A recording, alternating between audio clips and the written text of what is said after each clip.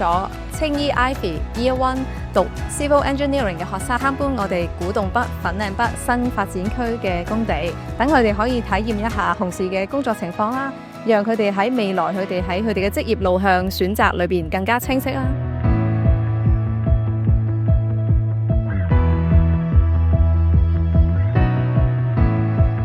今日就嚟到呢個古洞北同埋粉嶺嘅一個發展區啦，咁就見到其實呢度個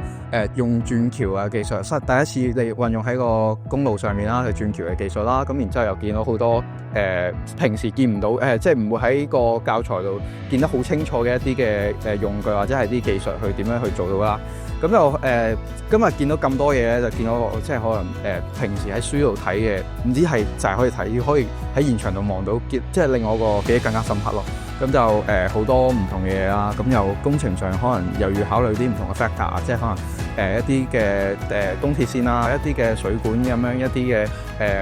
其他道路嘅影響啦，咁就要可能甚至要凌晨先至可以做到啲咁嘅嘢啦。所以我覺得今次呢個嘅 site visit 咧，令我好大眼界。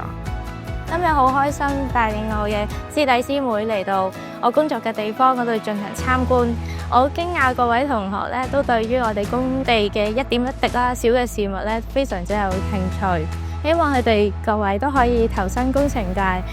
學到更加多嘅嘢。